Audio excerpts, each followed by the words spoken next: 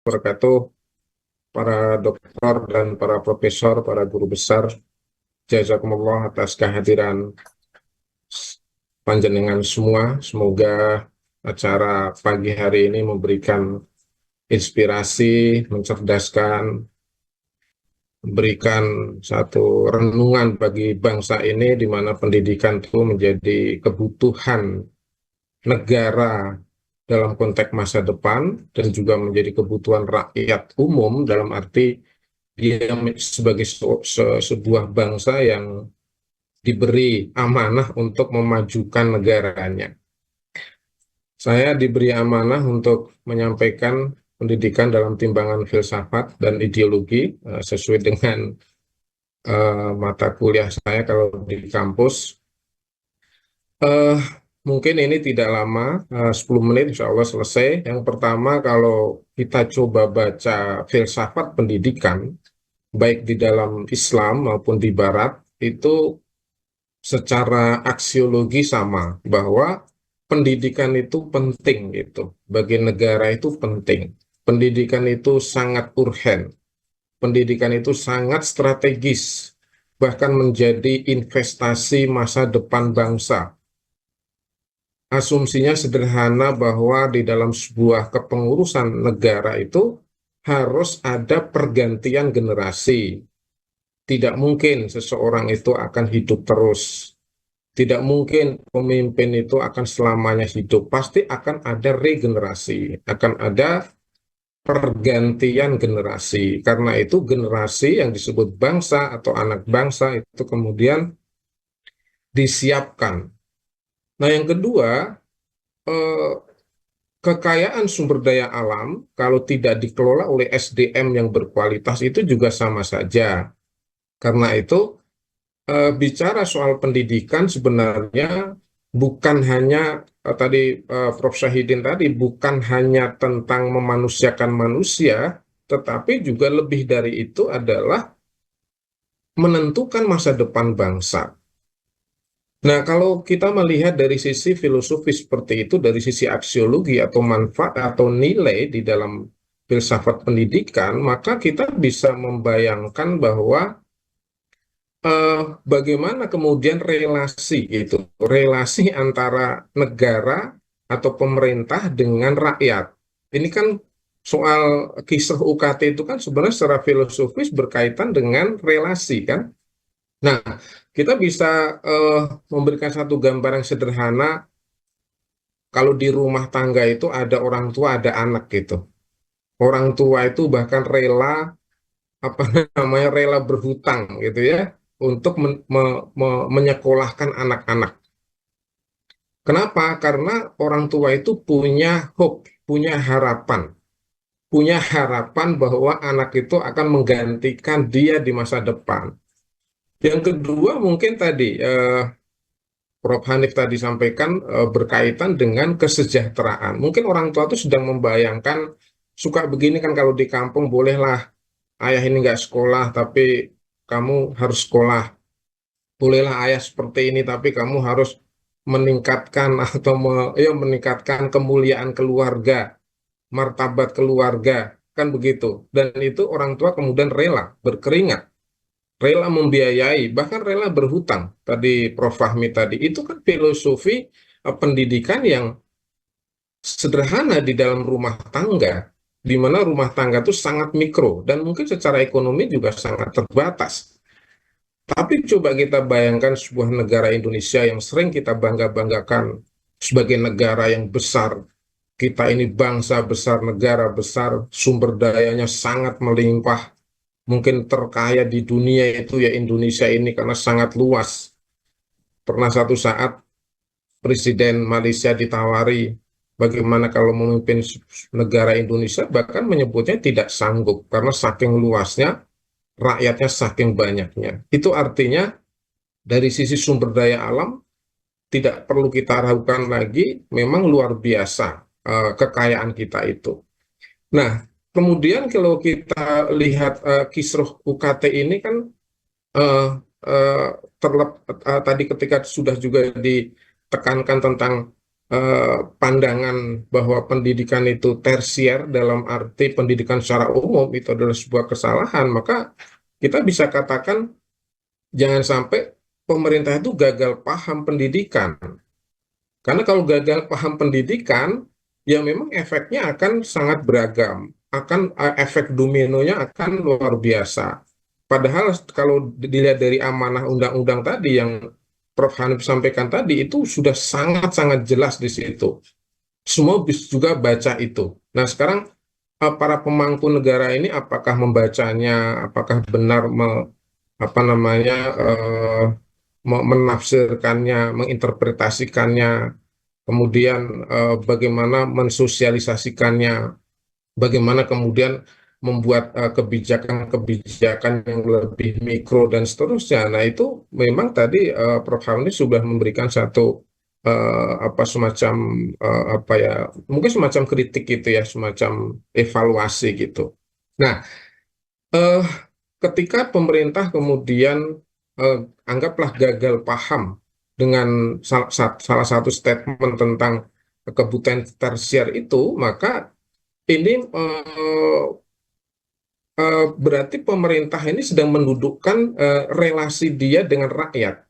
Mendudukkan relasi dengan rakyat itu seperti apa? Ini berarti juga ada kesalahan relasi. Tidak sebagaimana orang tua kepada anaknya. Coba kita bayangkan misalnya seorang tua itu ketika anaknya itu makan di rumah itu kemudian disuruh bayar satu satu piring 5.000 gitu, satu gelas 3.000, pokoknya setiap makan di rumah tuh harus bayar misalnya. Atau orang tua mengatakan kamu harus sekolah harus bayar sendiri padahal masih TK misalnya, masih SD misalnya. Ini kan sebenarnya secara filosofis mudah sekali ditangkap. Sementara negara sebesar kita ini kenapa kemudian mendudukan relasi yang kemudian tidak tepat, di mana di judul diskusi kita itu kan soal kapitalisme, soal kapitalisasi, bagaimana sudut pandang relasi antara negara kepada rakyat. eh, Walaupun tadi memang di lapangan tuh ada hitung-hitungannya gitu ya, tetapi ini sebenarnya kan berkaitan nanti dengan bagaimana mengelola potensi negara yang luar biasa ini. Coba kita membayangkan ternyata yang dikorupsi aja sudah berapa ribu triliun gitu. Kemudian berapa juga sumber daya alam yang kemudian dikelola oleh orang lain. Bagaimana juga kita pernah mendengarkan tanah-tanah di negeri kita ini yang tadi Prof. Fahmi sebutkan tentang harusnya wakaf itu ternyata juga jutaan hektar kemudian dikelola oleh orang lain. Nah, ini kan memang ini kan sebuah sistem. Artinya negeri kita ini sebenarnya sedang ada masalah keuangan secara umum. Dikaitkan dengan apa? Disebabkan oleh pengelolaan. Sistem pengelolaan negara ini berarti ada masalah. Sehingga pada akhirnya memberikan dampak kepada pendidikan. Jadi pemerintah kemudian menempatkan diri apa menempatkan diri hubungannya dengan rakyat itu mungkin ya jadi dagang dong gitu, dagang, kemudian bisnis, kemudian tadi meletakkan pendidikan sebagai kebutuhan privat, sehingga ketika kampus itu kemudian diberikan satu keleluasaan karena minimnya anggaran, akhirnya kampus juga kebingungan sendiri. Memang ada kampus-kampus yang kemudian membuat usaha-usaha ekonomi, tetapi kan tadi Prof. Hamdi betul kan, tapi kan kampus itu tidak seperti itu. Memang kita itu sebagai dosen itu kan diminta untuk mencerdaskan kehidupan bangsa, menyiapkan mahasiswa, bukan untuk berdagang, bukan untuk mencari uang dalam arti eh, apa namanya eh, membuka usaha-usaha karena memang ini bagian dari kebutuhan negara kan sebenarnya pendidikan ini. Nah, ini memang ada kompleksitas di sini. Nah, kemudian yang eh, ketiga yang ingin saya sampaikan adalah filosofi adanya negara itu sendiri apa gitu. Jadi kalau sederhananya sebenarnya negara itu kan sebenarnya ada itu untuk mengurus rakyatnya. Itu sebenarnya seperti itu. Maka di undang-undang tadi itu sebenarnya sudah cukup jelas bahwa adanya negara itu untuk mengurus rakyat, ya kesejahteraannya, ya keadilannya, ya semuanya lah. Kalau di dalam Islam bahkan kita seringkali berdoa, berdoa namanya doa selamat namanya. Allahumma inna nas'aluka salamatan fiddin. Nah itu salamatan fiddin ditempatkan yang paling atas. Artinya di situ ada penjagaan negara terhadap penjaminan negara terhadap keimanan, ketakwaan, akhlak bangsanya, adab gitu ya. Tadi Prof. Syahidin sudah cukup miris melihatnya ketika pendidikan atau hasilnya itu ternyata nir adab itu, nir akhlak gitu ya. Hatinya tidak disentuh. Padahal di dalam doa ini jelas. Ini artinya yang pertama pemerintah itu mestinya dalam konteks pendidikan itu bagaimana mewujudkan tadi ya bangsa yang beriman, bangsa yang bertakwa, bangsa yang beradab. Karena tiga ini akan eh, menumbuhkan bangsa yang beradab, yang tidak korupsi, yang tidak terjebak judi online itu, yang negara juga tidak menerapkan riba misalnya. Ini kan ada hubungannya dengan relasi seorang hamba, sebuah bangsa kepada Tuhannya, di mana Allah juga memiliki hukum-hukum terkait dengan kehidupan. Nah, yang kedua, wa'afiatan fil jasad. Jadi tentang kesehatan. Tentang kesehatan itu berarti hubungannya dengan makanan, dengan minuman, ya kebutuhan primer itulah ya, kebutuhan primer individu. Artinya pemerintah harus betul-betul menyiapkan kebutuhan makanan minuman itu yang baik, yang memberikan kesehatan, berdampak kepada kesehatan rakyatnya. Ya beriman kalau nggak sehat, kan sehat ini kan hubungannya nanti produktivitas sebuah bangsa untuk negaranya.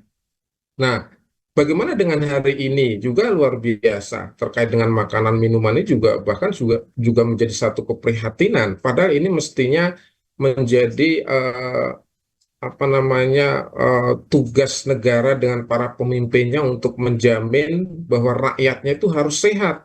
Itulah kenapa di dalam Islam itu kesehatan, keamanan, pendidikan itu betul-betul menjadi kebutuhan publik yang harus diurus, itu harus diurus oleh negara sebaik mungkin gitu. Eh, Wa'afiatan fil jasad, kemudian waziyadatan fil ilmi, yang tadi Prof. Syahidin tadi, fil ilmi, akal, berarti tentang akal, tentang intelektualitas, tadi yang mencerdaskan kehidupan bangsa. Berarti ini bicara soal apa? Soal lembaga pendidikan. Soal lembaga pendidikan. Jadi hatinya sudah oke, akhlaknya oke, baru kita bicara soal kecerdasan dalam arti akalnya. Nah, akal inilah yang kemudian akan melahirkan peradaban. Di sana ada sains dan teknologi. Meskipun tadi Prof. Ami sudah memberikan satu klasifikasi tentang bahwa tidak semua harus jadi dokter, gitu ya.